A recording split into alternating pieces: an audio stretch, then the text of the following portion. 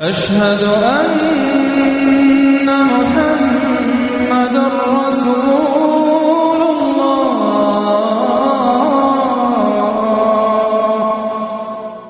نحمده ونصلي على رسوله الكريم اما بعد فقد قال الله تبارك وتعالى كما ورد في سورة الأعراف اعوذ بالله من الشيطان الرجيم بسم الله الرحمن الرحيم فالذين آمنوا به وعزروه ونصروه واتبعوا النور الذي انزل معه اولئك هم المفلحون صدق الله العظيم رب اشرح لي صدري ويسر لي امري واحلل عقدة من لساني يفقهوا قولي اللهم ربنا الهمنا رشدنا واعذنا من شرور انفسنا اللهم صل على عبدك ونبيك ورسولك وحبيبك وخليلك محمد وبارك وسلم وصل وسلم وبارك على جميع الانبیاء والمرسلین وعلى ملائکتک المقربین وعلى عبادک الصالحین وعلینا معهم یا ارحم الراحمین آمین یا رب العالمین۔ محترم وائس چانسلر صاحب، اساتذہ کرام، عزیز طلباء و طالبات، السلام علیکم ورحمۃ اللہ وبرکاتہ۔ آج جو مجھے موضوع دیا گیا ہے اس کے لیے میں نے سورہ اعراف کی آیت نمبر 157 کا آخری ٹکڑا جو ہے وہ آپ کو سنایا ہے۔ اس کا ایک پس منظر ہے وہ جان لیجیے۔ آپ کو معلوم ہے کہ جب حضرت موسیٰ بنی اسرائیل کو لے کر مصر سے نکلے ہیں، اس کے بعد مرحلہ آیا کہ اللہ تعالیٰ نے حضرت موسیٰ کو کوہ طور پر طلب فرمایا تورات عطا کرنے کے لیے۔ ان کی غیر حاضری میں ایک فتنہ کھڑا ہوا اور کچھ لوگوں نے ایک بچڑا بنا کر اس کی پرستش شروع کر دی بنی اسرائیل میں سے، سامری کا بنایا ہوا بچڑا۔ جب حضرت موسیٰ واپس آئے انہوں نے یہ دیکھا تو بہت غضبناک ہوئے، اور پھر اللہ تعالیٰ کے حکم سے فیصلہ ہوا کہ 12 قبیلوں میں سے جن لوگوں نے بھی یہ شرک کیا ہے ان کو انہی قبیلوں کے لوگ خود قتل کریں۔ کئی ہزار اسرائیلی قتل ہوئے۔ یہ بہت بڑا یوں سمجھیے کہ پرج ہوا ہے اس قوم کے اندر۔ اس کے بعد پھر مزید اللہ تعالیٰ کی خدمت میں استغفار کے لیے حضرت موسیٰ علیہ السلام اپنے 70 بڑے بڑے سردار جو تھے 12 قبیلوں کے، ان کو لے کر حاضر ہوئے۔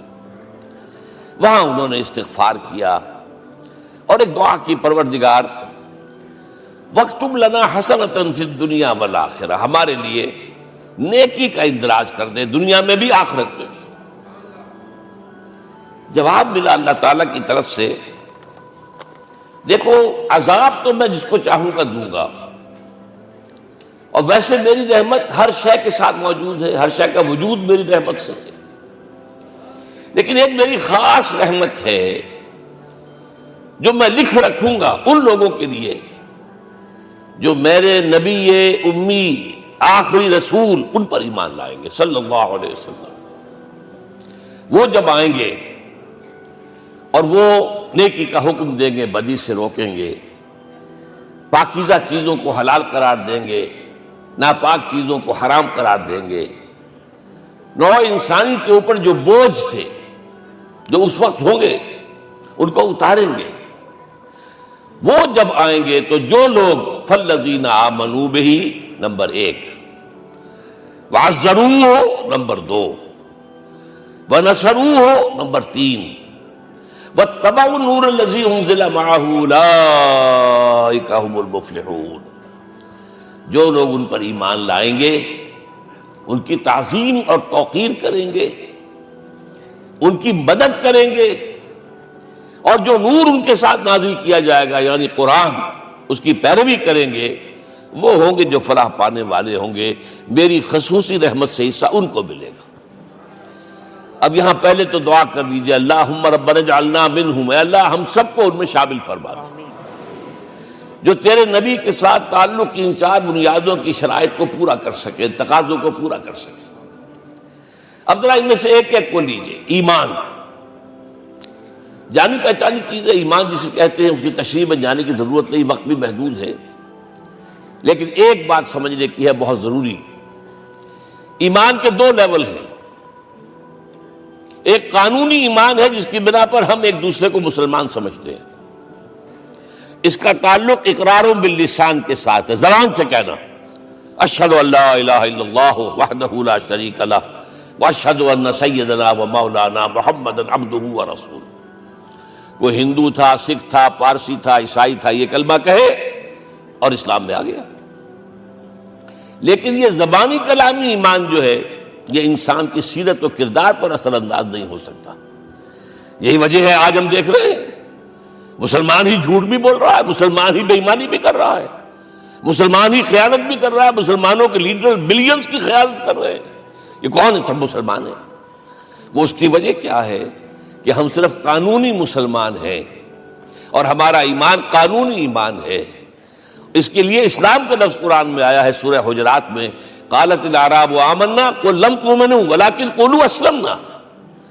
اے نبی یہ بدو کہہ رہے ہیں ہم ایمان لے آئے، ان سے فرما دیجئے تم ہرگز ایمان نہیں لائے ہو، یوں کہو کہ ہم مسلمان ہو گئے ہیں۔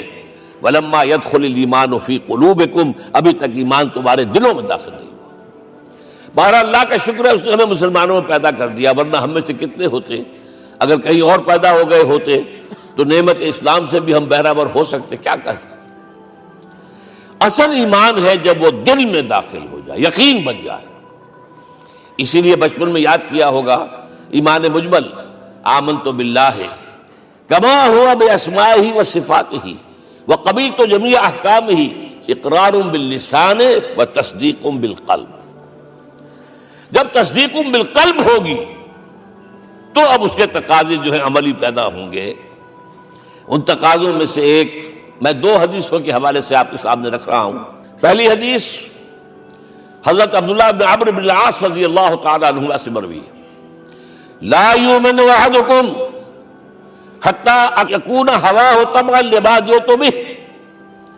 دیکھو تم میں سے کوئی شخص مومن نہیں ہو سکتا جب تک کہ اس کی خواہش نفس تابع نہ ہو جائے اس شریعت کے، اس قانون کے، اس ہدایت کے جو میں لے کر آیا ہوں۔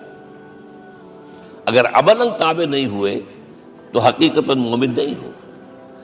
دل میں جھانکو، Do I really believe that Muhammad is the prophet of Allah? Do I really believe that Quran is the word of God? کبھی جھانکیے گا اندر، جواب ملے گا صحیح آپ کو۔ کیا کنوکشن ہے؟ کنوکشن ہو اور پھر حضور کی پیروی نہ ہو، حضور کے احکام کی پابندی نہ ہو، اللہ کے قوانین کی پابندی نہ ہو، کیسے ممکن ہے؟ حضور تو فرماتے ہیں صلی اللہ علیہ وسلم ایک ایسی بد اخلاقی اور کج خلقی پر صرف اسے کوئی گناہ کبیرہ بھی نہیں کہیں گے۔ فرمایا ایک مرتبہ واللہ لا یؤمن واللہ لا یؤمن واللہ لا یؤمن، خدا کی قسم فلاں شخص مومن نہیں ہے، خدا کی قسم فلاں شخص مومن نہیں ہے، خدا کی قسم فلاں شخص مومن نہیں۔ صحابہ کانپ گئے، کون بدبخت ہے جس کے بارے میں فرمایا جا رہا؟ پوچھا گیا من یا رسول اللہ؟ جواب سنیے اور اپنے غریبانوں میں جھانکیے۔ وہ شخص الذی لا یامن جارہ بوائقہ، وہ شخص جس کی شرارتوں کی وجہ سے اس کا پڑوسی چین میں نہیں ہے، امن میں نہیں ہے، وہ مومن نہیں ہے، خدا کی قسم نہیں ہے، خدا کی قسم نہیں ہے۔ کیسے علیحدہ کر لیں گے اس ایمان کو اعمال سے اور ایمان کو اخلاق سے؟ آگے چلیے، وہ جو حدیث حضرت ابو ہریرہ سے، اور یہ متفق علیہ ہے، صرف بخاری کی نہیں ہے، بخاری جمع مسلم۔ لا یؤمن احدکم حتی اکون احب الیہ من والدہ وولدہ والناس اجمعین۔ تم میں سے کوئی شخص مومن نہیں ہو سکتا جب تک کہ میں اسے محبوب تر نہ ہو جاؤں، اپنے باپ سے بھی، اپنے بیٹے سے بھی، اور تمام انسانوں سے۔ جھانک لیجئے دل میں، صورتحال یہ ہے یا نہیں ہے؟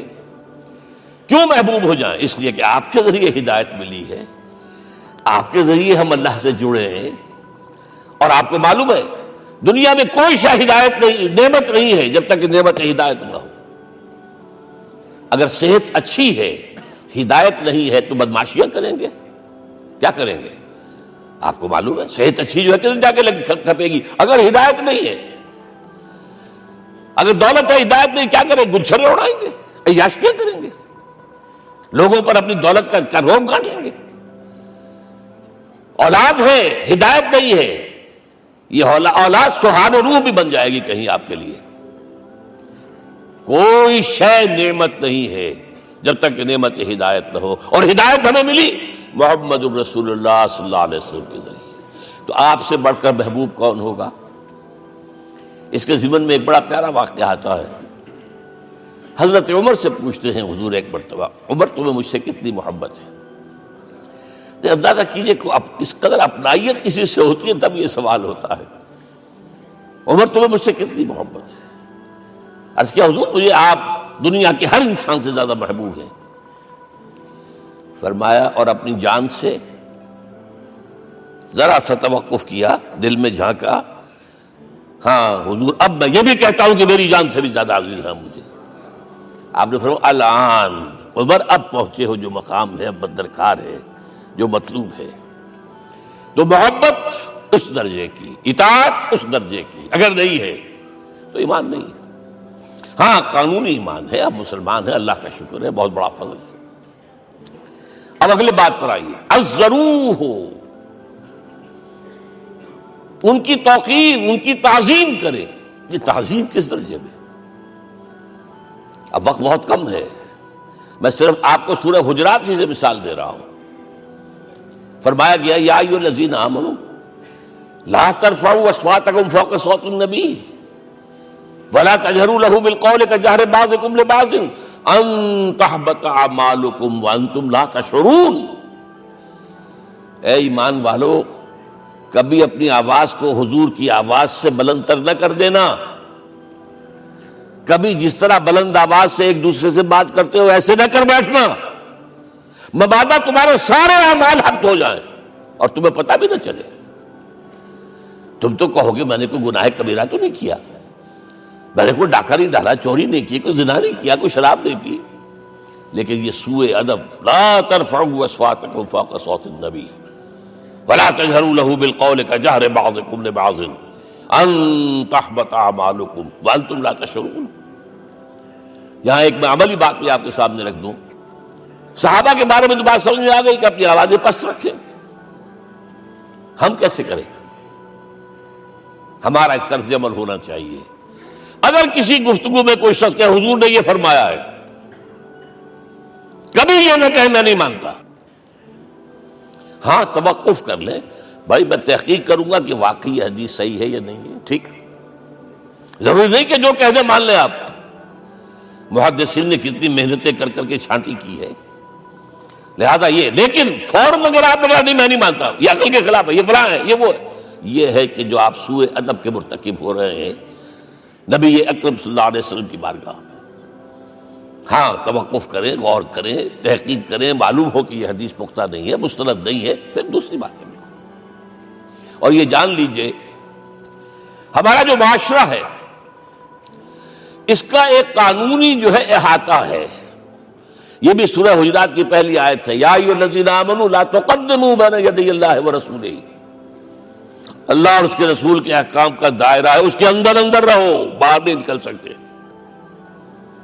لیکن اس دائرے کے اندر ایک مرکزی شخصیت جس کی دل آویزی، جس کا حسن سلوک، جس کا حسن کردار، جس کا حسن اخلاق مرکز بن جائے، تمام لوگوں کی جذباتی محبت کا مرکز بن جائے، اگر یہ نہیں ہوگا تو معاشرہ مضبوط نہیں ہوگا.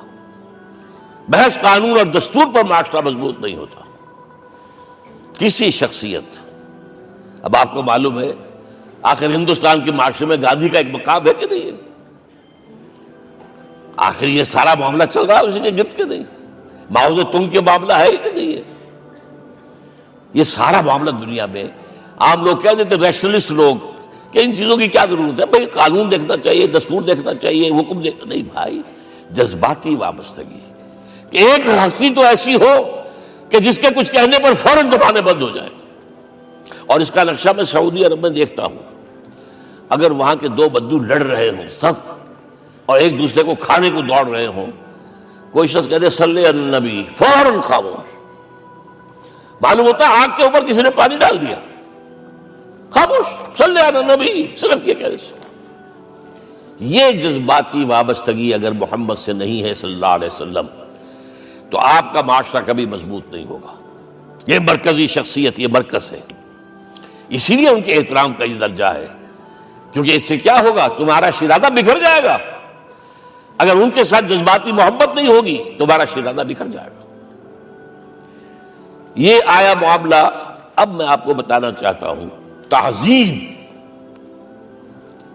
ہمارے ہاں اصل میں بدقسمتی سے ہم سیرت کی تقریریں کرتے ہیں، حضور کی عظمت بیان کرنے کی کوشش کرتے ہیں. کچھ لوگ تو خیر حضور کی زلفیں ہیں، حضور کی آنکھیں ہیں، حضور کی کملی ہے، حضور کا سایہ نہیں تھا وغیرہ، یہ باتیں اپنی جگہ ہے، ہر چیز ٹھیک ہے. لیکن یہ جان لیجئے حضور کی اصل عظمت ایک نبی اور رسول کی حیثیت سے ہے، اور وہ شے وہ ہے جہاں جبرائیل کے بھی پر جل رہے ہیں. اس کی حقیقت کون جانتا ہے؟ میں ایک مثال دے رہا ہوں آپ کو کہ حضور 100 میں مثال رکھا کرتے تھے. آج روزہ رکھا، شام کو افطار نہیں کیا، وہ رات کو چل رہا ہے روزہ، اگلے روز پھر وہ کنٹینیو کر رہا ہے شام تک. 2 دن کا 100 میں مثال، 3 دن کا بھی رکھتے تھے. صحابہ نے اجازت چاہی، حضور ہمیں بھی اجازت دے دیں. نہیں، آج کے حضور آپ تو رکھتے ہیں، ہمیں منع کرتے ہیں. اب سنیے، ایکم مثلی، تمہیں سے کون ہے مجھ جیسا؟ ابھی تو عند ربی، میں تو اپنے رب کے پاس رات گزارتا ہوں. ہوا یطعمنی ویسقین، وہ مجھے کھلاتا اور پلاتا ہے. کیا سمجھیں گے ہم؟ کیا ہماری سمجھ میں آئے گا؟ یہ معاملہ نبوت کے جو اسرار اور رموز ہیں، ان کا جو مقام اور مرتبہ ہے، وہ کوئی نبی پہچان سکتا، غیر نبی تو پہچان ہی نہیں سکتا.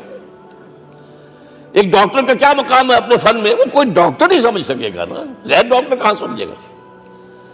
اور حقیقت میں وہی سمجھے گا جو اس سے بھی اوپر کا ڈاکٹر ہے. نیچے والا تو نہیں سمجھ سکتا. جو کمتر ہے وہ تو صرف اوپر دیکھے گا، اللہ اللہ خیر صلی اللہ. جو اوپر ہے اور ظاہر ہے محمد سے اوپر کوئی نہیں صلی اللہ علیہ وسلم. یہی وجہ ہے، دیکھیے شیخ سعدی کو کیا کہنا پڑا، یا صاحب الجمال و یا سید البشر من وجهك المرير لقد نور القمر لا يمكن الثناء كما كان حقه بعد خدا بزرگ توئی قصہ مختصر. اے محمد صلی اللہ علیہ وسلم، آپ کی ثنا جیسے کہ حق ہے ہو ہی نہیں سکتی. غالب اس سے بھی آگے گیا ہے، میں بات ابھی آپ کو سناتا ہوں شعر اس کا. آپ کی ثنا کا حق ادا ہو ہی نہیں سکتا. بس ہم یہ جانتے ہیں اللہ کے بعد آپ کا مقام. غالب جو آگے گیا ہے کہتا ہے، غالب ثنائے خواجہ بیزداں گزاشتیم کہاں ذات پاک مرتبہ دان محمد است. اے غالب، ہم نے تو حضور کی ثنا تو اللہ کے حوالے کر دی ہے، اس لیے کہ وہی ذات پاک جانتا ہے مرتبہ محمد کا کیا ہے صلی اللہ علیہ وسلم. ہم بیان کرنے کی کوشش کریں گے تو توہین کر بیٹھیں گے. ایک لطیفہ ہے، ایک بیچارہ کوئی دیہاتی کہیں پھنسا ہوا تھا کسی جگہ، تھکا ہوا چل رہا تھا، ڈپٹی کمشنر صاحب جا رہے تھے، کار میں بٹھا لیا. اب اس نے کہا، پتر تینوں اللہ پٹواری کرے. اب اس غریب کے جو ہے اس کے ذہن میں تو پٹواری سے اوپر تو کچھ ہے ہی نہیں. اس کے قلم سے جو ہے ادھر کا انتقال ادھر ہو گیا، ادھر کی ادھر چلی گئی. تو ڈی سی کو وہ تعریف کر رہا ہے اپنے سمجھ کے مطابق، پٹواری کرے. تو ہم کہیں پٹواری والا معاملہ نہ کریں. ہاں، ایک پہلو ایسا ہے جس کے حوالے سے حضور کی عظمت ہماری سمجھ میں آئے گی. حضور ایک انسان کی حیثیت سے کیا تھے، ایک باپ کی حیثیت سے آپ کا کیا طرز عمل تھا. ذرا یاد کیجئے، جگر گوشہ رسول حضرت فاطمہ بطول رضی اللہ تعالیٰ عنہ وہ حاضر ہوتی ہے، ابا جان دیکھیے چکی پیس پیس کر یہ گھٹے پڑ گئے میرے ہاتھ میں، یہ کنویں سے پانی لاتی ہوں، مشکیز دیکھیے یہاں پر بندیاں پڑ گئی. حضور اب تو عام لوگوں پر بھی آسانیاں ہیں، لوگوں کے ہاں غلام آ گئے ہیں، کنیزیں آ گئی ہیں، مال و دولت آ گئی ہے، مجھے بھی کوئی غلام کنیز عطا ہو جائے۔ اور آپ کو معلوم ہے یہ لخت جگر، نور چشم، محمد کی سب سے پیاری بیٹی صلی اللہ علیہ وسلم، کوئی شک نہیں اس میں، فاطمہ، کیا بیتی ہوگی حضور کے قلب پر۔ لیکن فرمایا کیا بیٹی، یہ دنیا کی چیزیں ہمارے لیے نہیں ہیں، میں تمہیں اس سے بہتر شے دیتا ہوں۔ تسبیح فاطمہ ہر نماز کے بعد 33 مرتبہ سبحان اللہ، 33 مرتبہ الحمدللہ، 33 مرتبہ اللہ اکبر کہہ لیا کرو۔ لیکن سوچ لیجئے دل پر کیا گزری ہوگی صلی اللہ علیہ وسلم۔ حضرت عائشہ سے پوچھئے، حضرت خدیجہ سے پوچھئے حضور کیسے شوہر تھے، آپ سے زیادہ خواتین کے حق میں نرم، گھر کے کام کا جھاڑو دے رہے ہیں، کپڑے جو ہیں بوسیدہ انہیں سی رہے، گھر میں بیٹھے ہوئے یہ کام کرتے تھے۔ بہرحال ایک بات میں آپ سے عرض کروں، آپ انسان کی جس حیثیت کا بھی ذہن میں تصور کریں گے وہ ساری حیثیتیں محمد میں موجود ہیں صلی اللہ علیہ وسلم۔ محمد حاکم کی حیثیت سے بھی ہیں، محمد سب سالار کی حیثیت سے بھی ہیں، محمد قاضی القضات بھی ہیں، محمد ہیڈ آف دی اسٹیٹ بھی ہیں، محمد بیویوں والے بھی ہیں، اولاد والے بھی ہیں، محمد 5 وقتہ امام بھی ہیں، جمعے کے خطیب بھی ہیں، مدرس قرآن بھی ہیں، مربی بھی ہیں، مزکی بھی ہیں، اور ہر میدان میں بلند ترین مقام۔ کوئی ایسی جامع شخصیت ملے گی؟ ہمارے ہاں تو حال یہ ہے کہ جو خطیب صاحب ہوتے ہیں وہ 5 وقتہ نماز کیسے پڑھا سکتے ہیں؟ ان کا تو اونچا مقام ہے۔ 5 وقتہ نماز کے لیے تو علیحدہ چاہیے امام آپ کو، اور وہاں بھی ایک امام سینئر ہوگا، وہ عشاء مغرب اور فجر پڑھائے گا، ایک جونیئر ہوگا بیچارہ، وہ جو خاموش نماز ہے وہ پڑھائے گا۔ 5 وقتہ نماز پڑھا رہے ہیں محمد صلی اللہ علیہ وسلم، اور خطیب بھی وہی ہے، مربی بھی وہی ہے، مزکی بھی وہی ہے۔ ہمارے ہاں جو لوگ تزکیہ نفس کے میدان میں ہیں وہ پھر جماعت کبھی نہیں کراتے، کبھی نہیں دیکھا ہوگا آپ نے کسی صاحب کو کراتے ہوئے۔ یہ جامعیت جو ہے، جامعیت کبریٰ، میں صرف ایک بات کہا کرتا ہوں، ایک اعتبار سے حضور کا اسوہ نامکمل ہے۔ آپ مجھے سوء ادب کا مرتکب نہ قرار دے دیں، اسوہ کیا ہے؟ عورت کے لیے اس کی اپنی نسوانی زندگی کے لیے اسوہ آپ میں نہیں ہے، آخر نصف انسانیت ہے، اسے بھی اسوہ چاہیے۔ یہ ہے جس کی وجہ سے حضور نے شادیاں کی ہیں زیادہ۔ خواتین کے لیے اسوہ حضور کے ازواج مطہرات ہیں، اور ان میں سب سے بڑھ کر جو بالکل یوں سمجھیے کہ آغاز کے اندر نوجوانی میں آ گئی ہیں حضور کی خدمت میں، نہایت ذہین و فطین، انہوں نے پھر عورت کی زندگی کے لیے حضور کا جو طرز عمل تھا وہ انہوں نے بیان کیا نا۔ اس لیے سورہ احزاب کے اندر اس کا تذکرہ ہے، جہاں یہ آتا ہے لقد کان لکم فی رسول اللہ اسوۃ حسنہ، وہیں پر یا نساء النبی لستن کاحد من النساء، اے نبی کی بیویوں تم عام عورتوں کے مانند نہیں ہو، تمہیں تو اسوہ بننا ہے امت کے لیے۔ اب اس سے اگلا قدم میں بڑھا رہا ہوں آگے، اور اس کے ساتھ جڑ جائے گی تیسری بات۔ تیسری بات کیا ہے؟ وَنَصَرُوهُ، اس کی مدد کریں صلی اللہ علیہ وسلم۔ پہلی بات تو یہ نوٹ کیجئے، حضور انتہائی غیور انسان تھے، انتہائی غیور۔ یہ کہا جاتا ہے کہ اگر حضور گھوڑے اس میں سوار ہوتے تھے اونٹ پر، اور آپ کا کوڑا نیچے گر گیا تو آپ یہ کسی سے نہیں کہتے تھے کہ ذرا یہ میرا کوڑا مجھے پکڑا دینا، یہ بھی گوارا نہیں تھا، آپ اونٹ بٹھا کر نیچے اتر کر اپنا کوڑا خود اٹھاتے تھے۔ کسی سے اپنے ذاتی کام کے لیے کوئی مدد مانگنا امکان ہی نہیں۔ بلکہ ایک واقعہ تو وہ ہے جب بھی میں تذکرہ کرتا ہوں میری آنکھوں میں آنسو آ جاتے ہیں، یہ ہجرت کے وقت کا واقعہ ہے۔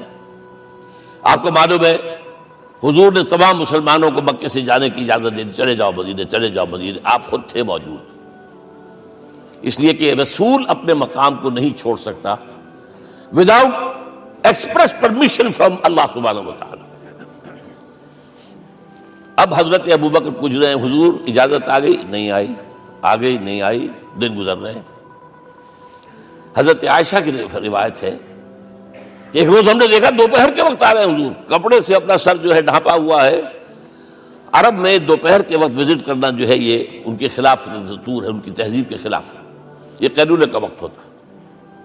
تو حیران ہوئے، آتے ہی فرمایا ابو بکر ہجرت کی اجازت ہو گئی۔ اب انتہائی خوشی سے اور بڑی امید میں کہ بڑی شاباش ملے گی، حضرت ابو بکر فرماتے ہیں، عرض کرتے ہیں حضور میں نے 2 اونٹیاں تیار کر رکھی ہیں، خوب کھلا پلا کے انہیں فرما کیا ہوا ہے، یہ ہجرت میں ہمارے کام آئے گی۔ حضور تھوڑا سا توقع فرماتے ہیں، پھر کہتے ہیں اچھا ٹھیک ہے، ایک میں استعمال کروں گا لیکن میں اس کی قیمت ادا کروں گا۔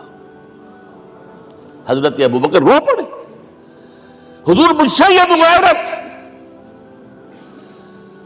سائے کے تناب کے ساتھ رہنے والا، اس سے یہ مغایرت، ذرا سے اشارے پر اپنی کم سن بیٹی پیش کر دی نکاح کے اندر، اس سے یہ مغایرت، رو پڑے۔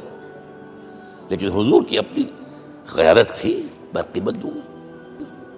اب بتائیے مدد کا کے لیے درکار تھی؟ مدد تھی ان کے مشن کے لیے۔ مشن 2 حصوں میں تھا، اس کو جانیے، آج کچھ علمی باتیں آ رہی ہیں۔ حضور کے مشن کے 2 حصے، ایک ابتدائی جو تمام انبیاء اور رسول کا تھا، ایک تکمیلی جو صرف محمد کا صلی اللہ علیہ وسلم۔ ابتدائی کیا ہے؟ اللہ کی طرف دعوت، تبلیغ، جو دعوت قبول کر لیں ان کے لیے بشارت، بشیر کہ تمہارے لیے آخرت میں جنت ہے، نعمتیں ہیں، رد کر دیں ان کے لیے نذیر، خبردار کرنے والے، جہنم کے لیے تیاری کر لو، داعی اللہ، اللہ کی طرف بلانے والے، سراجا منیرا، روشنی کے چراغ۔ یہ حیثیتیں مشترک ہے تمام انبیاء کرام۔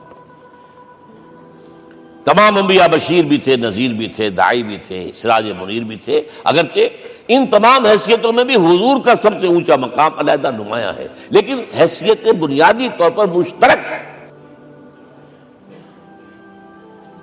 ایک حیثیت تکمیلی، اور وہ کیا ہے؟ اے نبی جو دین آپ کو دیا گیا ہے، صرف تبلیغ نہیں، صرف تعلیم نہیں، اس کو قائم کر کے دکھاؤ ایک نظام زندگی کی حیثیت سے۔ 3 مرتبہ قرآن میں یہ الفاظ حضور کے لیے آئے ہیں، هو الذی ارسل رسولہ بالہدی ودین الحق لیظہرہ علی الدین کلہ۔ 3 دفعہ سورہ توبہ میں یہ الفاظ آئے، سورہ صف میں یہ الفاظ آئے، سورہ فتح میں یہ الفاظ آئے۔ وہی اللہ جس نے بھیجا ہے اپنے رسول کو صلی اللہ علیہ وسلم، الہدا قرآن حکیم، ہدایت کاملہ، اور نمبر 2 دین حق۔ یہ 2 چیزیں دے کر بھیجا، کس لیے؟ تاکہ اس دین کو غالب کرے پورے نظام زندگی پر۔ یہ معاملہ ذرا سوچئے، اور یہ حضور کے لیے 3 دفعہ، اور کسی اور نبی کے لیے 1 دفعہ بھی نہیں۔ قرآن مجید کے اس نقطے کو ذہن نشین کر لیجیے۔ اصل میں یہ کیا ہے؟ اسے ہم یوں کہیں گے، ایک ہے نبوت و رسالت، ایک ہے تکمیل نبوت و رسالت۔ ہمارے ہاں ختم نبوت کے اوپر تو زور دیا گیا ہے، اور صحیح دیا گیا ہے، ایمان کا ہمارا جز ہے۔ حضور کے بعد کسی نے بھی دعویٰ کیا نبوت کا، وہ جھوٹا کذاب دجال، جس نے مانا وہ بہرحال دائرہ اسلام سے خارج ہے، اور جو بھی کچھ ہوا کرے وہ۔ یہ چونکہ قانونی بات تھی اس لیے اس کا حق ادا کیا علماء کرام نے، واقعہ ہے کہ اس میں کوئی کمی نہیں رکھی، لیکن حضور کی فضیلت اس میں نہیں ہے۔ فرض کیجئے کہ نبوت چلی آ رہی تھی ہموار طور پر، ایک جگہ آ کے ختم ہو گئی، تو فضیلت کون سی ہوئی؟ نہیں، نبوت و رسالت تدریجاً ترقی کرتے ہوئے اپنے نقطۂ عروج کو پہنچ کر ختم ہوئی، یہ ہے فضیلت۔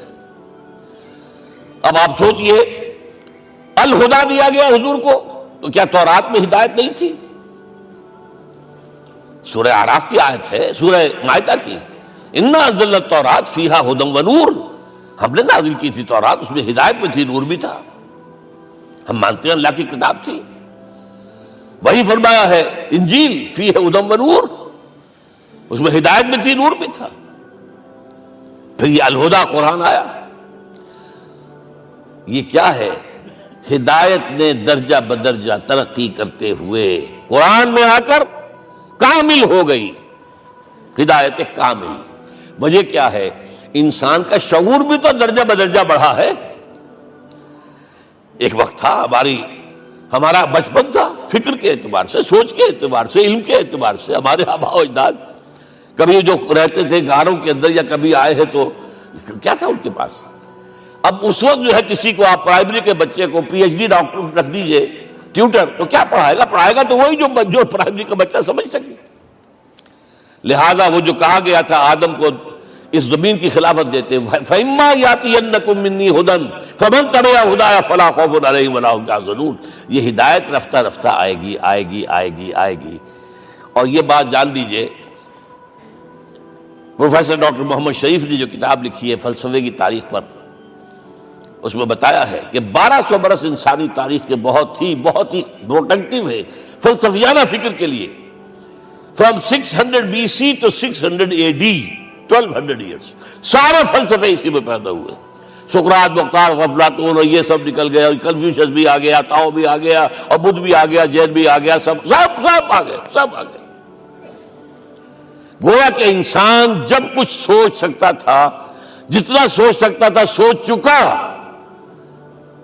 اور یہ بھی سنا دوں، حضرت عیسیٰ نے کہا تھا اپنے حواریوں سے، ڈپارٹنگ جو میسج تھا، مجھے ابھی تم سے اور بھی بہت باتیں کرنی تھی لیکن تم ان کا تحمل نہیں کر سکو گے، جب وہ فارقلیت آئے گا صلی اللہ علیہ وسلم تو تمہیں سب کچھ بتائے گا۔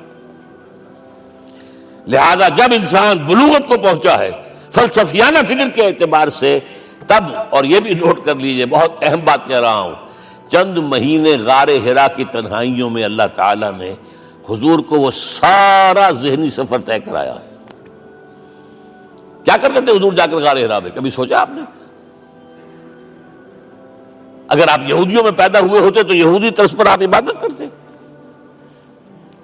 اگر کہیں عیسائیوں میں پیدا ہوتے تو عیسائیوں کی طرف پر آپ تو نہیں تھے، آپ تو پیدا وہ مشرکین میں شرک کرنے کا امکان ہی نہیں آپ کے لیے، تو کیا کرتے تھے؟ حدیث کے الفاظ یہ یتحنث فی، وہاں جا کر عبادت کرتے تھے۔ اب شارحین حدیث نے بہت عمدہ لکھا ہے، کان صفت تعبدہ فی غار حرا التفکر والاعتبار، غار حرا میں آپ کی عبادت فکر، غور و فکر، تفکر و اعتبار، جس کی میں تعبیر یہ کر رہا ہوں، جس کو کہا کبھی اکبر الہآبادی نے، خدا کے کام دیکھو بعد کیا ہے اور کیا پہلے، نظر آتا ہے مجھ کو بدر سے غار حرا پہلے۔ تم غار حرا کو نہیں جانتے، مصطفیٰ اندر حرا خلوت گزید، قوم آئین و حکومت آفرید۔ The most productive part of the period life of Muhammad is that which he passed in غار حرا۔ فکر کی ساری جو ہیں بلندیاں طے کی، تب آیا ہے اقرا بسم ربک، اب اللہ کا الہدیٰ شروع ہوا ہے۔ اچھا، اسی طرح نمبر 2، دین حق مکمل ہوا ہے۔ ورنہ جب ہم کبھی غاروں میں رہتے تھے کسی میونسپلٹی کا بھی سوال نہیں، نظام کسے کہیں گے؟ پھر یہ ہے کہ قبائلی نظام آیا، چلیے ایک شیخ ہے اس کا کہنا ماننا ہے سب کو، کچھ نظام تو بن گیا نا۔ اور نظام جہاں آئے گا جکڑ بندی ہو جائے گی، اب تم فلاں قبیلے کے شخص ہو، اس کا قبیلے کا سردار یہ، تمہیں حکم ماننا پڑے گا، اس قبیلے کی روایت یہ ہے، تمہیں پیروی کرنی پڑے گی، you have to do it whether you like it or not۔ پھر آپ کی سٹی اسٹیٹس وجود میں آئی، پھر امپائرز وجود میں آ گئے، 400-500 برس سے رومن امپائر، 400-500 برس سے ایرانین امپائر عرب کے اوپر ایسے تھی جیسے افغان کے سر کے اوپر بہت بڑا جو ہے پگڑ رکھا ہوتا ہے۔ کتنا بڑا ہوتا ہے؟ وہ کسی نے شعر کہا بھی تھا، مجھے تو اب یاد نہیں، کہ سر پہ باندھے ہوئے پورا افغانستان۔ میرا خیال ہے ضمیر جعفری۔ تو کیا تھا یہ جزیرہ نما عرب؟ یہ جزیرہ کہلاتا ہے، الجزیرہ، الجزیرہ، اس لیے کہ نیچے آپ کو معلوم ہے بحیرہ عرب، ادھر جو ہے خلیج آ رہی ہے آخر تک، ادھر سے بحیرہ قلزم جا رہا ہے، اور پھر خلیج عقبہ آ گئی ہے، تو یہ سارا جو ہے جزیرہ نما ہے، اس سے پیننسولا۔ لیکن عرب اوپر 2 اور ہیں، عراق عرب، شام عرب۔ عراق عرب پر قبضہ ایران کا، شام عرب پر رومیوں کا۔ اور جب یہ سلطنتیں بن گئیں تو گویا کہ انسان شکنجے میں آ گیا. ظلم. محنت کرے کسان، عیش کرے جاگیردار، اور بادشاہ محل بنائے. لگان وہاں سے آ رہا ہے. از جفائے دے خدایاں کشتے دہقانہ خراب. کرگے پر بیٹھا ہوا کوئی کھدر بن رہا ہے، ٹیکس دو. بادشاہ محل بھی بنائے گا، یاشیاں بھی کرے گا، سارا نسوانی حسن جو ہے کوہ قاف کا لے آئے گا اپنے ہاں، اور پھر فوج بھی رکھے گا. ذرا تم نے گردن اٹھائی تو تمہاری سرکوبی کرنے کے لیے فوج تیار ہے. یہ جب جکڑ بند آئی ہے انسان پر، تب محمد کو بھیجا گیا ہے. دی لیبریٹر، اسے آزاد کرانے والا. دین حق دیا گیا. یہ دین حق قرآن مجید میں اسی لیے کہا گیا، یہ میں کہہ رہا ہوں تکمیل رسالت النبوت. الیوم اکملت لکم دینکم واتممت علیکم نعمتی ورضیت لکم الاسلام دینا. آج میں نے تمہارے لیے تمہارے دین کو کامل کر دیا ہے. یہ مکمل نظام زندگی ہم نے دیا ہے، پہلے تھا ہی نہیں. لہذا کسی اور نبی سے یہ نہیں کہا گیا کہ اس کو غالب کرو. میں نے آپ کو بتا دیا کہیں نہیں ہے. نہ نوح، نہ ہود، نہ صالح، نہ ابراہیم، نہ موسیٰ، نہ عیسیٰ، کوئی بھی نہیں. اور حضور سے کہا گیا یہ دین اب غالب کرو. اگر صرف تم کتاب میں لکھ کر دے جاؤ اور اس کے مثال پیش نہ کر سکو، دنیا کہے گی بہت اچھی شاعری ہے. آج بھی آپ کو معلوم ہے دی ریپبلک کتاب زندہ ہے، لیکن آج تک ایک دن کے لیے بھی وہ نظام کہیں قائم ہوا ہے.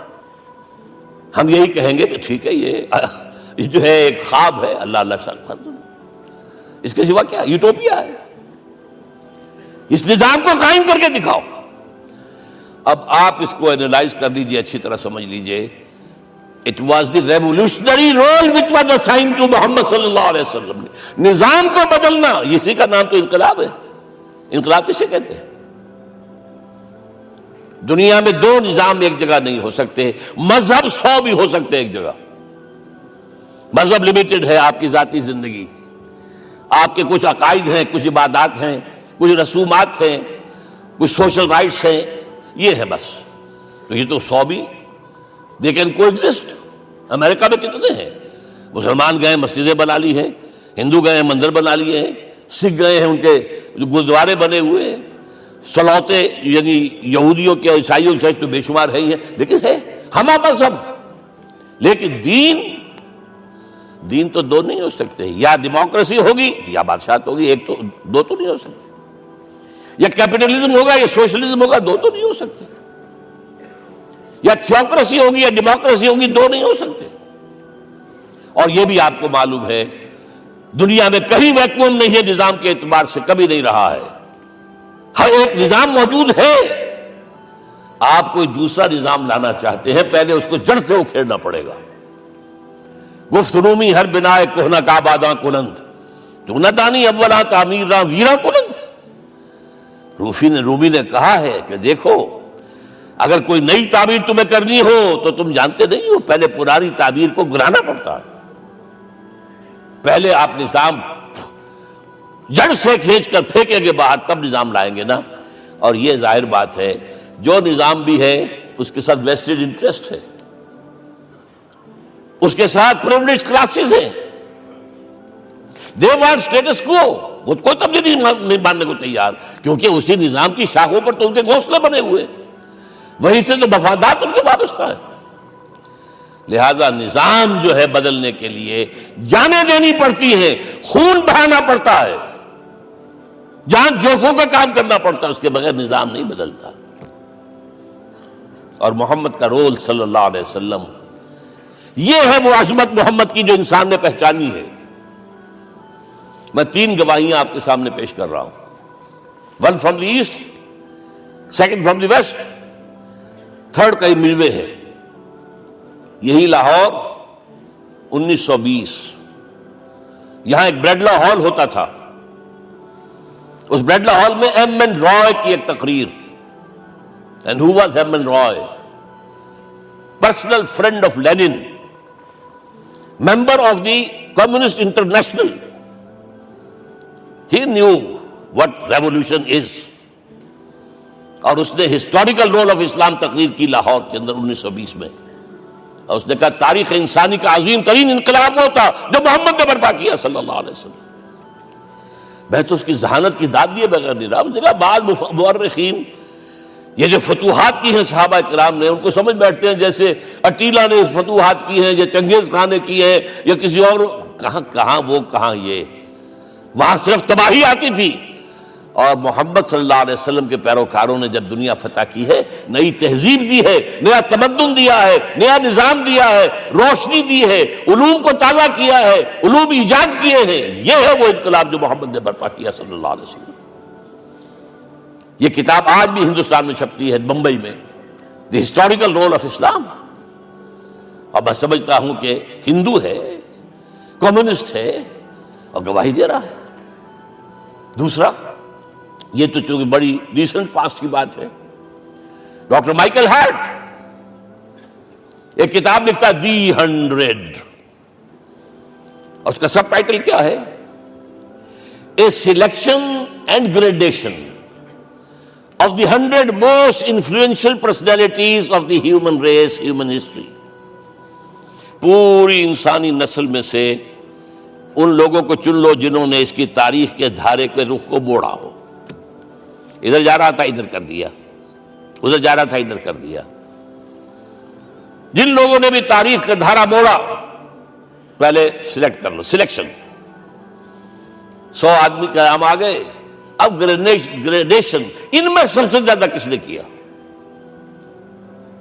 اور ٹاپ پر لایا محمد کو صلی اللہ علیہ وسلم۔ یہ کتاب تو اویلیبل ہے، پڑھیے۔ اور چونکہ عیسائی ہے اور حضرت عیسیٰ کو نمبر 3 پر لے گیا، غور کیجئے۔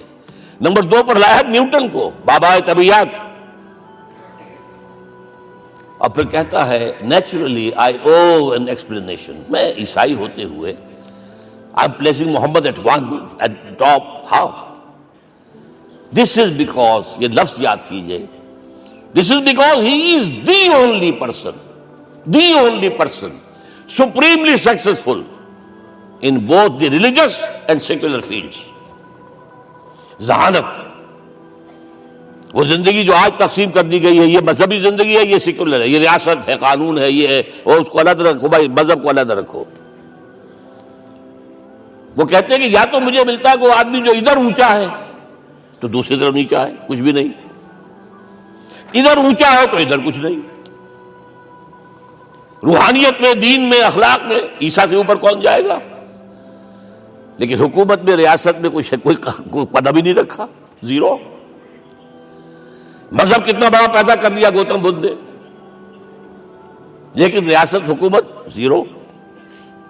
اور بڑے سے بڑے جو ہے شہنشاہ اور بڑے سے بڑے کانکرس، کوئی چلا آیا ہے، آپ سوچئے جو گریک آ رہا ہے، جو سکندر اعظم کہاں سے چل کر مقدونیہ سے کہاں پہنچ گیا؟ بیاس تک۔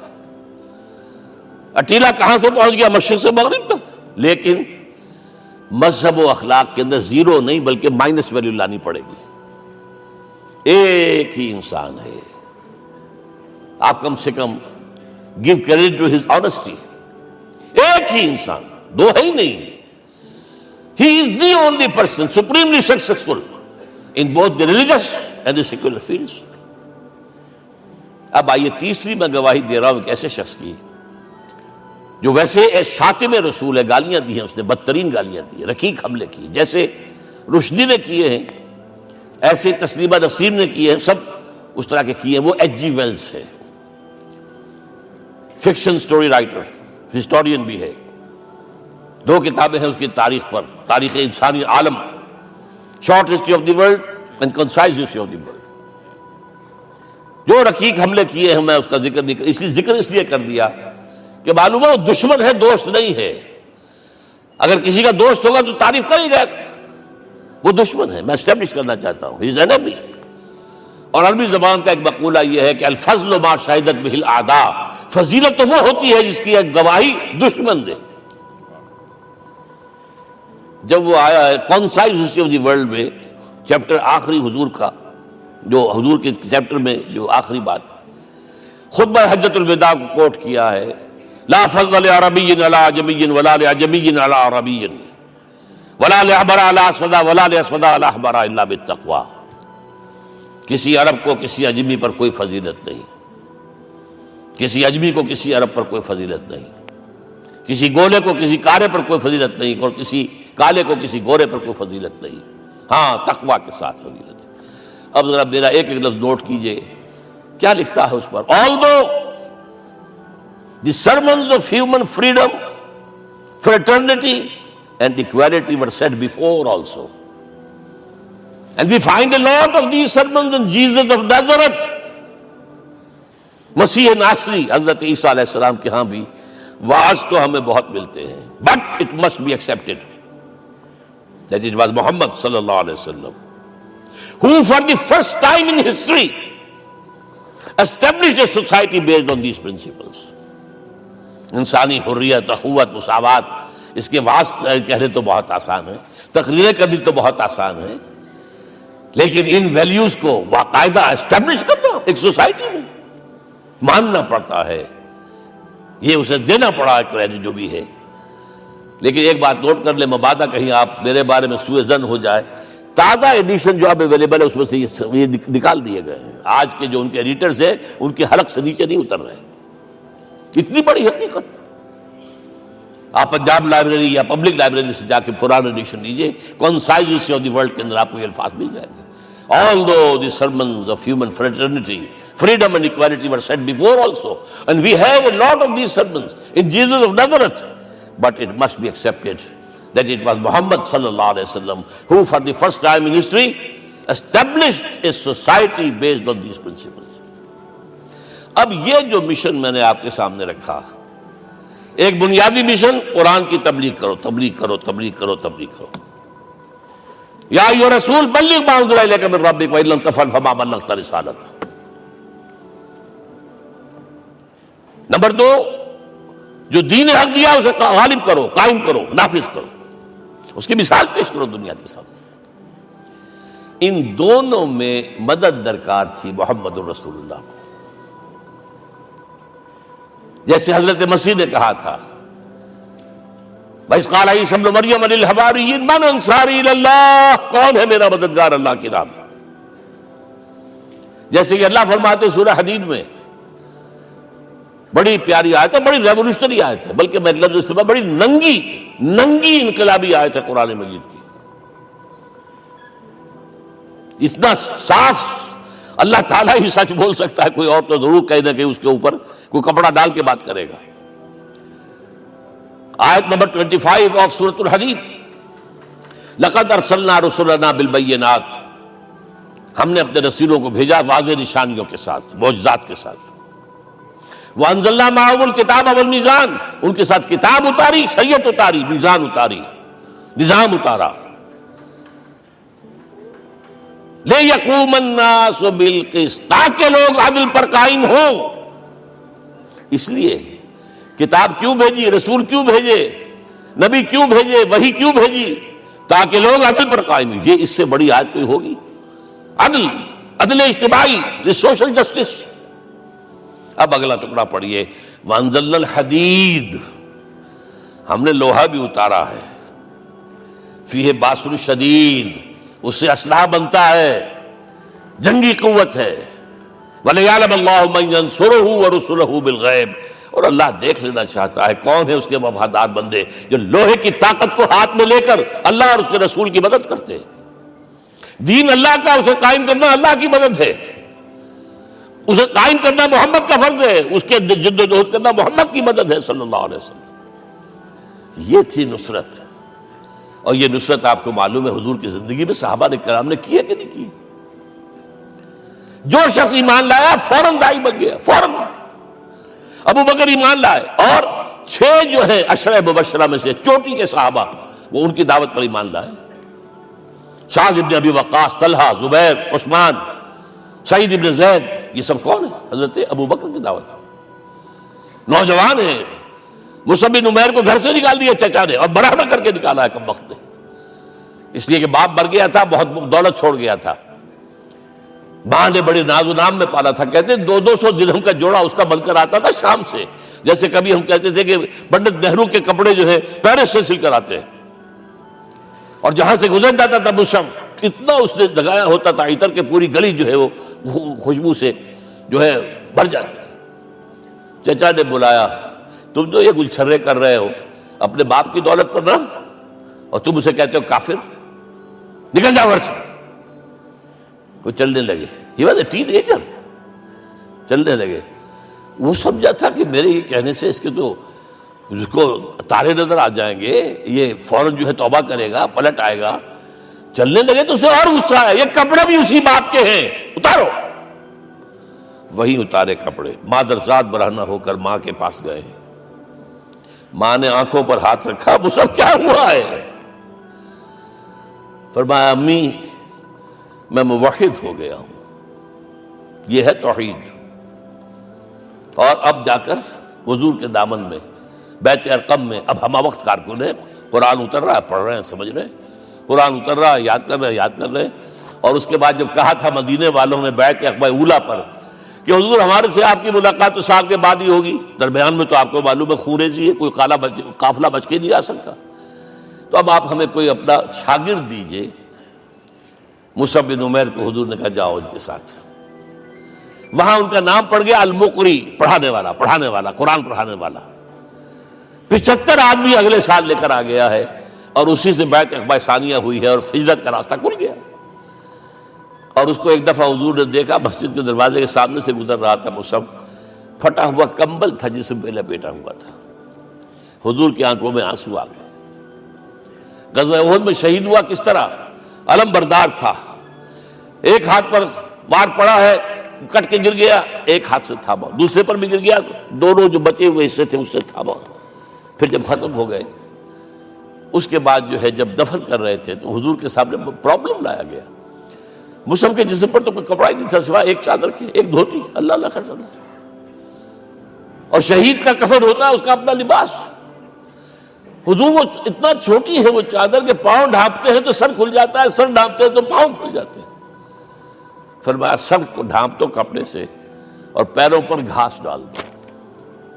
That was the last dress which Mus'ab got۔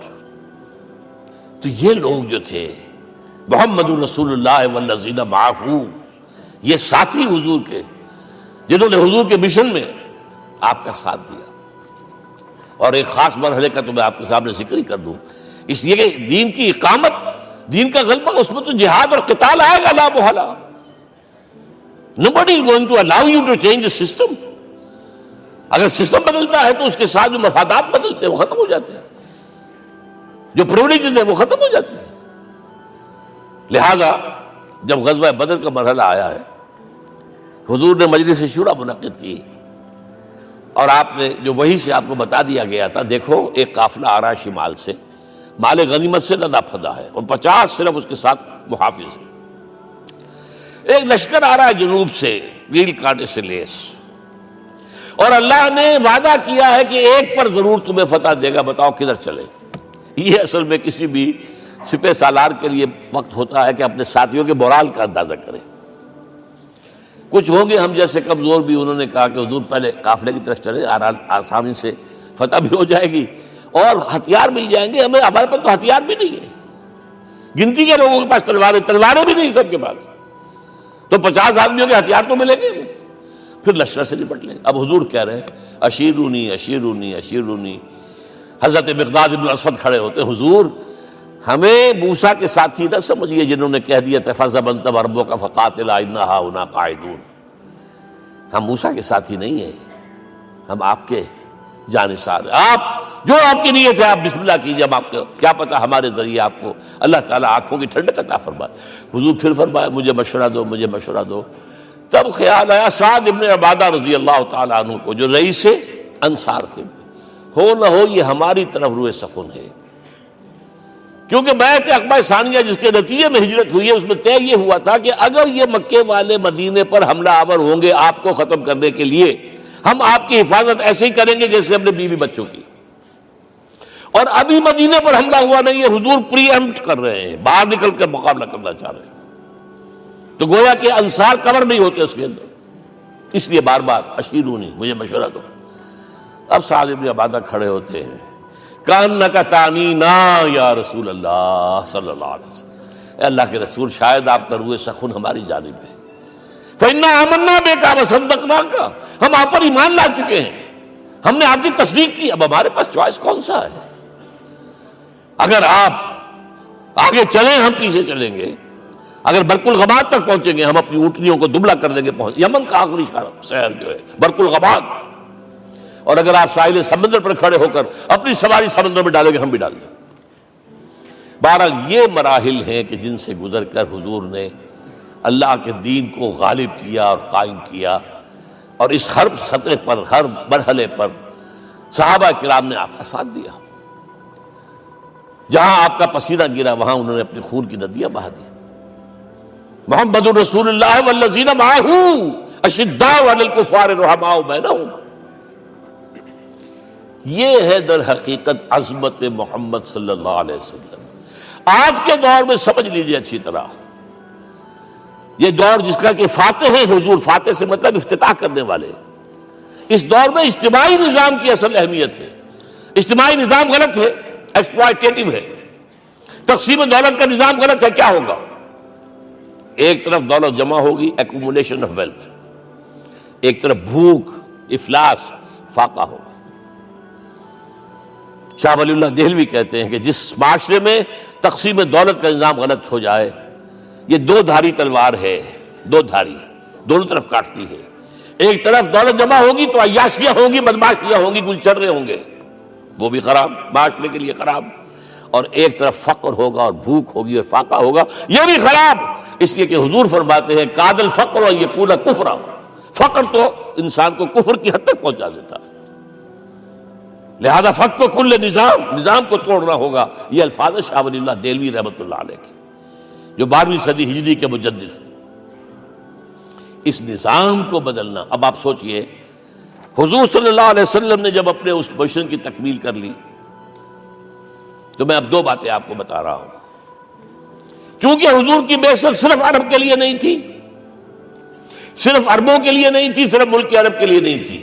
اگر یہ ہوتا تو آپ کا کام مکمل ہو گیا تھا، پورے عرب میں اللہ کی حکومت قائم ہو گئی، ایک ایک شخص تک قرآن پہنچ گیا۔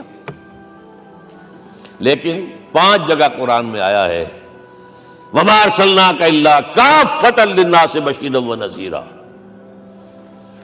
ہم نے نہیں بھیجا آپ کو مگر تمام انسانوں کے لیے بشیر اور نذیر بنا کر۔ لہذا کام مکمل نہیں ہوا۔ اقبال کہتا ہے وقت فرصت ہے کہاں، کام ابھی باقی ہے، نور توحید کا اتمام ابھی باقی ہے۔ یہ بھی تکمیل رسالت کا مظہر ہے کہ حضور سے پہلے کوئی رسول پوری نوع انسانی کے لیے نہیں بھیجا گیا، آپ پہلے رسول ہیں اللہ کے اور آخری جو پوری نوع انسانی کے لیے بھیجے گئے۔ حضرت عیسیٰ نے بھی یہی کہا تھا اپنے حواریین سے، تو سینٹ پال نے اسے تبلیغی مذہب بنایا ہے۔ انجیل میں اب بھی الفاظ موجود ہیں کہ I have been sent in search of the lost sheep of the house of Israel، میں تو اسرائیل کے گھرانے کی کھوئی ہوئی بھیڑوں کی تلاش میں بھیجا گیا ہوں، صرف بنی اسرائیل کے لیے۔ قرآن بھی کہتا ہے رسول اللہ بنی اسرائیل، واحد رسول ہیں جو پوری دنیا کے لیے بھیجے گئے۔ اچھا کہہ دینا تو آسان ہو گیا، اس کا مطلب کیا ہے؟ جب تک پوری دنیا پر اللہ کا دین غالب نہ ہو، محمد کا مقصد بعثت ہنوز شرمندہ تکمیل ہے، اور یہ ہوگا، اس کی خبر دی ہے۔ یہ ایک تحفہ میں لے کر آیا آپ کے لیے، 8 صفحے ہیں، لیکن یہ سمجھیے کہ یہ سونے کے حروف سے شر لکھے ہوئے ہیں، وہ احادیث، وہ آیات جن میں حضور نے خبر دی ہے کہ پوری دنیا پر اللہ کا دین غالب ہوگا۔ ہو نہیں سکتا کہ دنیا ختم ہو جائے اور محمد کا مقصد بعثت ابھی مکمل نہ ہو، ناممکن۔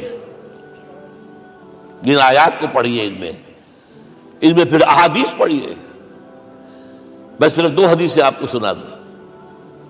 ایک میں حضور نے اپنے زمانے سے لے کر قیامت تک کے 5 ادوار گنائے ہیں، آپ پڑھ لیجیے گا، ٹیکسٹ ہے یہ، اور خدا کے لیے اس کی قدر کیجیے گا۔ یہ آیات ہیں، احادیث پھینک نہ دیجیے خدا کے لیے کہیں۔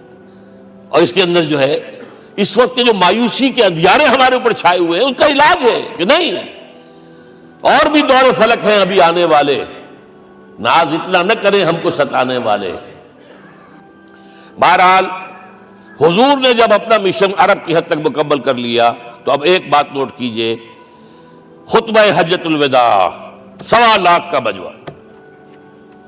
حضور نے اپنے اس خطبے میں اپنی تعلیمات کے جو اہم نکات تھے انہیں اور دہرایا 3 مرتبہ ایک بات کی ہے. لاؤڈ اسپیکر تو تھا نہیں. پہلے آپ ادھر رخ کرتے تھے, آپ کہتے تھے کچھ, ادھر لوگ آدمی آگے کھڑا ہوا اس کو آگے پہنچاتا اور آگے پہنچاتا تھا. پھر آپ سامنے رخ کر کے کہتے تھے, پھر بائیں طرف رخ کر کے 3 مرتبہ, ایک لفظ 3 مرتبہ. آخر میں ایک سوال کیا ہے, الا هل بلغت, دیکھو لوگوں میں نے پہنچا دیا یا نہیں. کیونکہ قرآن میں تحدید آئی تھی, اے نبی, یا ایھا النبی بلغ ما انزل الیک من ربک وان لم تفعل فما بلغت رسالتہ. اے نبی جو کچھ تم پر نازل کیا گیا اللہ کی طرف سے پہنچا دو, اور اگر نہیں کیا تو رسالت کا حق ادا نہیں ہوگا. اور اس میں سورہ اعراف کی آیت نمبر 6 اگر پڑھ لیں, فَلَنَسْأَلَنَّ الَّذِينَ أُرْسِلَ إِلَيْهِمْ وَلَنَسْأَلَنَّ الْمُرْسَلِينَ, ہم ان سے بھی پوچھیں گے جن کی طرف رسولوں کو بھیجا, اور رسولوں سے پوچھیں گے ہم نے تمہارے پاس اپنا پیغام پہنچایا تھا, تم نے پہنچایا کہ نہیں لوگوں کو. اس لیے حضور نے گواہی لی, الا هل بلغت, دیکھو میں نے پہنچا دیا کہ نہیں. اور جواب کیا ملا, انا نشهد انك قد بلغت رسالتہ واديت الامانۃ ونصحت الامۃ وکشفت الغمۃ. ہم گواہ ہیں حضور, آپ نے رسالت کا حق ادا کر دیا, امانت کا حق ادا کر دیا, ہماری خیر خواہی کا حق ادا کر دیا, اور گمراہی کے اندھیرے جو ہے انہیں چھانٹ کر رکھ دیا.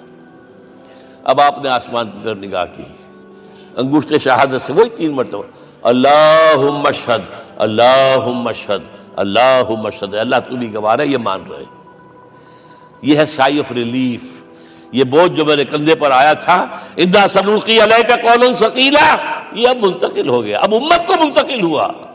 لہذا آخری لفظ کیا تھا, فَلْيُبَلِّغِ الشَّاهِدُ الْغَائِبَ. اب جو یہاں موجود ہیں ان کا فرض ہے کہ پہنچائیں ان کو جو یہاں نہیں ہے.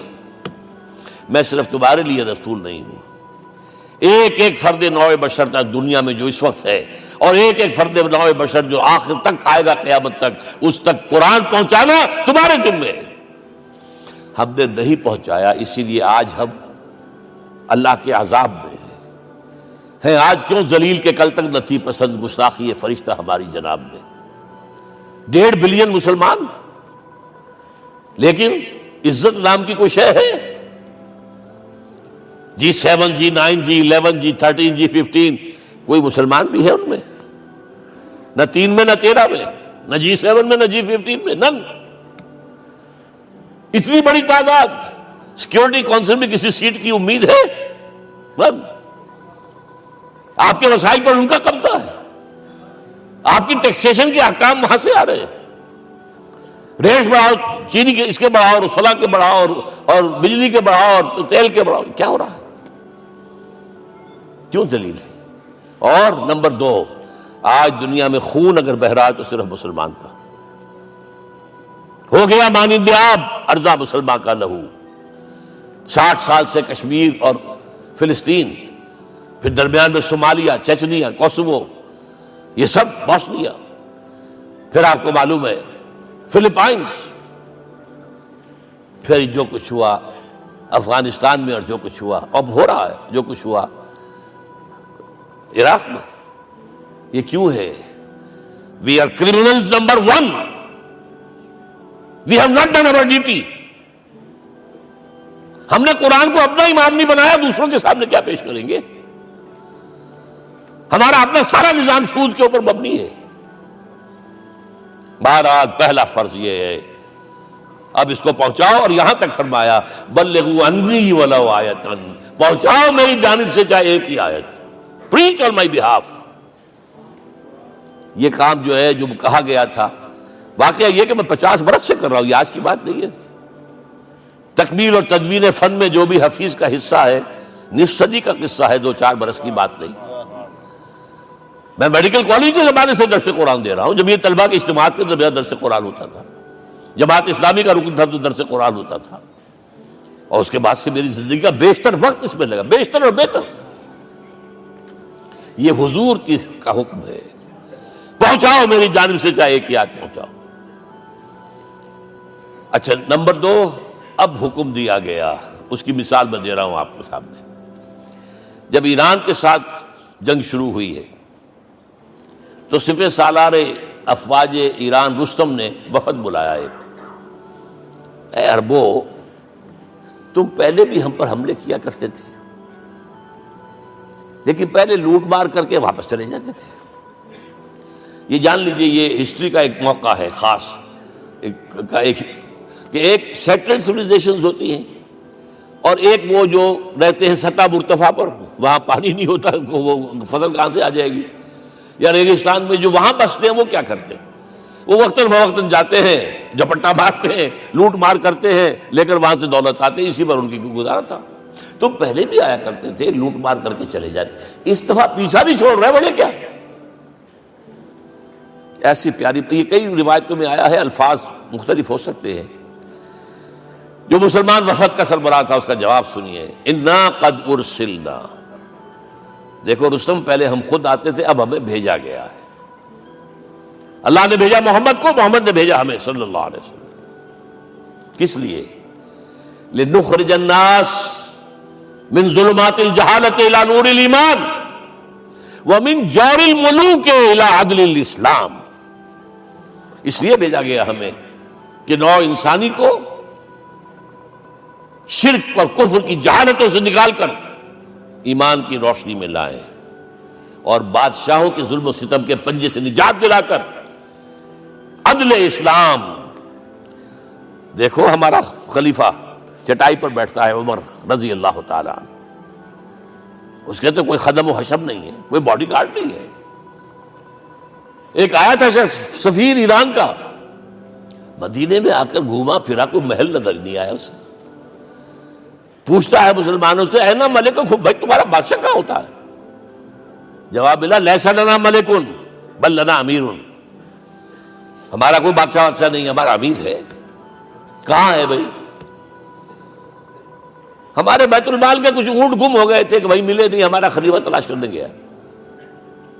اب اس نے کسی کو لیا ہوگا، آئیڈینٹیفائی کر سکے، ڈھونڈ کر جا کر ایک جگہ دیکھا، دھوپ تیز ہو گئی تھی، حضرت عمر تھک گئے تھے، لہذا ایک درخت کے سائے میں اپنے کوڑے کا تکیہ بنا کر لیٹے ہوئے استراحت فرما رہے، کوئی خادم نہیں، کوئی خدم و حشم نہیں، کوئی باڈی گارڈ نہیں۔ اس وقت وہ کھڑے ہو کر کہتا ہے عمر تم عدل کرتے ہو، تمہیں کوئی خوف نہیں ہے، ہمارے بادشاہ ظلم کرتے ہیں، لوگوں کا خون پیتے ہیں، انہیں ہر وقت ڈر رہتا ہے، انہیں اونچی اونچی فصیلیں چاہیے، انہیں باڈی گارڈ چاہیے، انہیں حفاظتی دستے چاہیے۔ یہ مثال پیش کی ہے نا، یہ کوئی فیری ٹیلز تو نہیں ہے، یہ تو آج کی تاریخ ہے، 1400 برس پرانی تاریخ ہے بھائی، کوئی پرانی نہیں ہے، کوئی 10,000 سال پرانی بات نہیں ہے۔ اور وہی عمر ہے، انہیں بلایا گیا ہے بیت المقدس، وہاں جو مسلمانوں کا محاصرہ تھا وہ طول کھینچ گیا، فصیل بہت اونچی مضبوط، اور اندر ہر طرح کا رسد بھی موجود ہے، راشن بھی ہے، پانی بھی ہے۔ عیسائیوں کا قبضہ تھا، عیسائی پادری آئے فصیل پر، مسلمانوں تم اگر قیامت تک بھی یہاں پڑے رہے محاصرہ کر کے، یہ کبھی فتح نہیں ہوگا شہر، ہاں یہ فتح ہونا ہے، ہماری کتابوں میں ہے، لیکن ایک درویش بادشاہ کے ہاتھوں فتح ہوگا، تمہارے اندر ہمیں وہ درویشی نظر نہیں آ رہی۔ وہ چونکہ کچھ عرصہ ہو گیا تھا، شام میں پہنچ گئے تھے، خربوزے کو دیکھ کے خربوزہ رنگ پکڑتا ہے، اچھا لباس پہننا شروع کر دیا، اور وہاں تھے امین هذه الامہ ابو عبیدہ بن الجراح رضی اللہ تعالی عنہ، یکے ازا شرح مبشرہ، ان کا فوراً کلک کیا، یہ بادشاہ مدینے میں بیٹھا ہوا تو ہے، یہاں سے ریکویسٹ کی گئی ہے آپ تشریف لائیے۔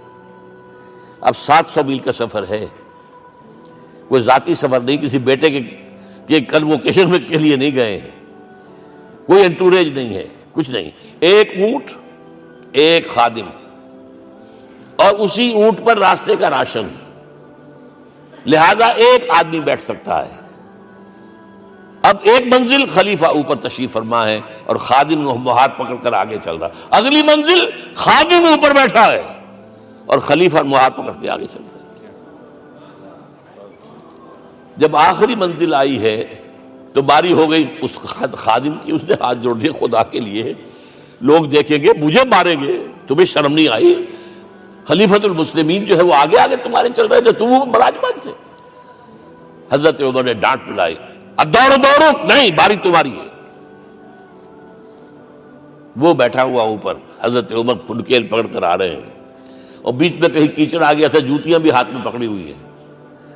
اب وہاں آتے ہی انہیں لے جایا گیا فصیل کے سامنے، انہوں نے اوپر سے اپنی کتابیں دیکھیں، ہاں یہی ہے درویش بادشاہ۔ یہ فتح نہیں ہوا تھا یروشلم، یہ ایک صلح کے طور پر انہوں نے دیا ہے، کھول دیا، آ جاؤ۔ اور انہوں نے شرط رکھوائی تھی کہ کہیں یہاں یہودیوں کو آباد نہیں ہونے دیں گے آپ۔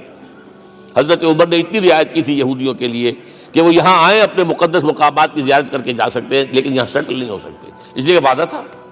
یہ وعدہ جو ہے سلطان عبدالحمید خان تک چلا ہے۔ بڑی سے بڑی رشوت پیش کی تھی زائرنسٹ نے، تمہارے سارے قرضے ہم ختم کر دیں گے، تم جو ہے ہمیں فلسطین میں آباد ہونے کا حق دے دو۔ نہیں، جو معاہدہ عمر کا تھا اس میں میں کوئی ترمیم نہیں کر سکتا۔ تو یہ مثالیں ہیں جو پیش کی گئی ہیں۔ میں تو کہا کرتا ہوں، جب میں نے پڑھا تھا کہ کرنل جمال عبد الناصر کی بیٹی سائیکل پر جاتی ہے کالج، چون لائی کی بیٹی بھی سائیکل پر کالج جاتی ہے، احساس ہوا تھا عظمت ہے نا آخر، چاہے وہ کسی غیر میں ہو۔ اور واقعہ یہ ہے کہ میں بیان کرنے سے رہ نہیں سکتا، جب میں نے لال بہادر شاستری کے بارے میں سنا، he had no house in the whole of India۔ یہ تو بھارت کی ڈیموکریسی کا ایک معجزہ ہے۔ A person who doesn't own a house in the whole length and breadth of India and he rose to the position of prime minister۔ ہمارے ہاں کسی میونسپلٹی کا جو ہے ممبر نہیں بن سکتا، اس کی بیوی اپنے گھر میں خود کھانا پکاتی تھی، کوئی ملازم نہیں تھا۔ اور جب ہارٹ اٹیک ہوا ہے تاشقند میں، تو وہ جو مرتے دم بات کی ہے اس نے ماتا جی سے کی ہے، بیوی سے نہیں کی۔ یہ ہماری مشرقی روایات ہیں، ماں کا مقام۔ لیکن یہ تمام مثالیں جو ہیں، پوری نوع انسانی 10 مرتبہ پیدا ہو کر ختم ہو جائے، حضرت عمر والی مثالیں نہیں لا سکتے۔ رات کو گشت کر رہے ہیں، ایک جگہ سے رونے کی آواز آئی، معلوم ہوا کہ بچے ہیں، بھوکے ہیں، رو رہے ہیں۔ ماں سے پوچھا گیا کیا معاملہ ہے، کہ کیا کروں، کچھ نہیں ہے، میں نے یہ آنڈی چڑھا دی ہے، چولہے کے اوپر آگ جلا دی ہے، بچوں سے کہا بھائی کچھ پک رہا ہے، ذرا انتظار کرو، سو جائیں گے۔ کانپ گئے، ایسے گئے سیدھے بیت المال، آٹے کی بوری اپنے غلام سے کہا میرے کندھے پر رکھ، میں لے چلتا ہوں۔ نہیں، قیامت کے دن تم میرا بوجھ نہیں اٹھا سکو گے۔ اپنے کندھے پر بوری رکھ کر لائے ہیں، کھانا پکوایا، کھلایا بچوں کو۔ اب اگر حضور یہ کہے کہ سید القوم خادم ہوں، تو یہ حقیقت تھی کہ نہیں تھی؟ ورنہ اگر یہ مثال نہ آتی تو کہتے جی شاعری تو اچھی ہے، بہت اچھا شعر کہہ دیا، کوئی سردار بھی کبھی خادم ہوا ہے۔ اب یہ ہے کہ یہ نظام دنیا میں، بس آخری بات پہ میں آ گیا ہوں، یہ خوشخبریاں میں آپ کے ساتھ یہ تحفہ لے کر آیا، یہ پڑھیے کہ نظام دوبارہ آنا ہے۔ محمد کی پیشین گوئی غلط نہیں ہو سکتی، ہو صادق المصدوق صلی اللہ علیہ وسلم۔ اگرچہ ابھی ہمیں اور سزائیں ملنی ہیں، اور سخت سے سختر سزائیں آنی ہیں۔ ابھی آرمگڈون سر پر تنی ہوئی ہے، کھڑی ہوئی ہے، ملحمۃ العظمیٰ جسے حدیث میں کہا گیا۔ آرمگڈون پتہ نہیں آپ نے کبھی سنا ہے کہ نہیں سنا ہے؟ یہ بائبل کی آخری کتاب جو ریولیشن جان ہے، اس میں ہے کہ ایک بہت بڑی جنگ ہوگی، گریٹر اسرائیل بنانے کے لیے بہت بڑی جنگ ہوگی، and you said the stage has been set for that۔ NATO تیار اسی کے لیے ہو رہا ہے دوبارہ۔ کس لیے؟ نیٹو چیف سے پوچھا گیا تھا کہ تمہارا دشمن جو تھا USSR تو ختم ہوا، گھٹنوں کے بل پڑا ہوا ہے، اب کس کے لیے اس کو ایکسٹینڈ کر رہے ہو اور آرگنائز کر رہے ہو؟ اب ہمیں مسلم فنڈامنٹلسٹ سے نمٹنا ہے۔ یہ ہے وہ کروسیڈ جو شروع ہوئی۔ یہودی اور عیسائی نیو کنزرویٹوز، نیو کونس، یہ دونوں جڑے ہوئے ہیں، ایک 5 پوائنٹ ایجنڈا ہے ان کا جس پر دونوں کا اتفاق ہے۔ تو ابھی ہم پر بڑے برے وقت آنے ہیں، ہمیں سزائیں ابھی اور ملنی ہیں، لیکن ٹیبلز ول بی ٹرنڈ، دنیا میں اللہ کا دین قائم ہوگا، چاہے ابھی اور اپس اینڈ ڈاؤنز آئیں گے، لیکن ہوگا، لیکن ہوگی، وہ وقت آئے گا اللہ کا دین قائم ہوگا پوری دنیا میں۔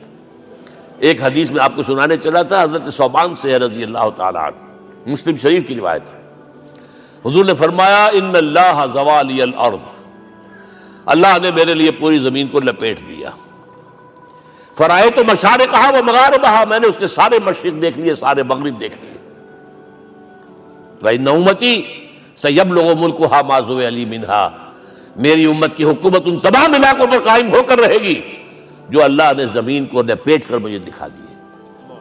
یہ ہونا ہے. And that is going to be the end of this world.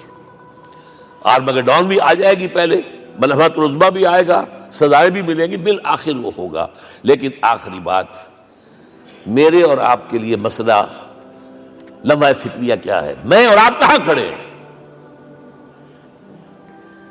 Are we on the side of Allah or on the side of America?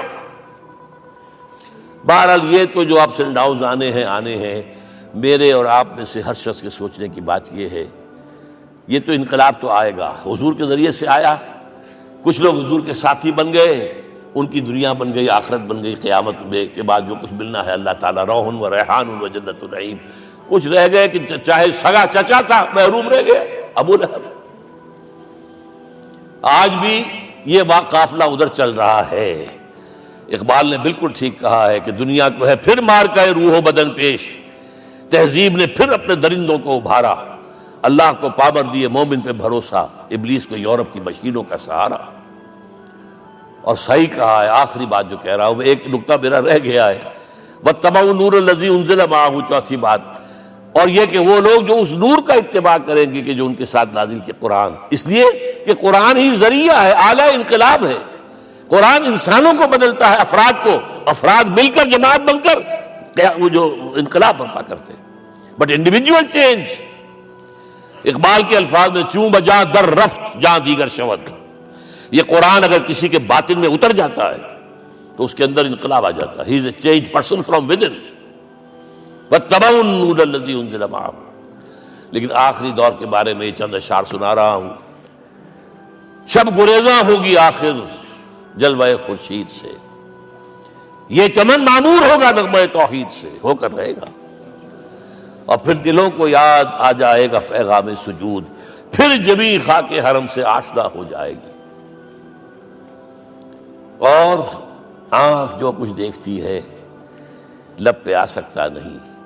میں بھی حیرت ہوں کہ دنیا کیا سے کیا ہو جائے. آب روان کبیر تیرے کنارے کوئی دیکھ رہا ہے کسی اور زمانے کے خواب. وہ زمانہ آنا ہے, لیکن دیکھنا یہ ہے کہ میرا اور آپ کا اس میں کتنا حصہ ہے. اقول قولی ھذا واستغفر اللہ لی ولکم ولسائر المسلمین والمسلمات.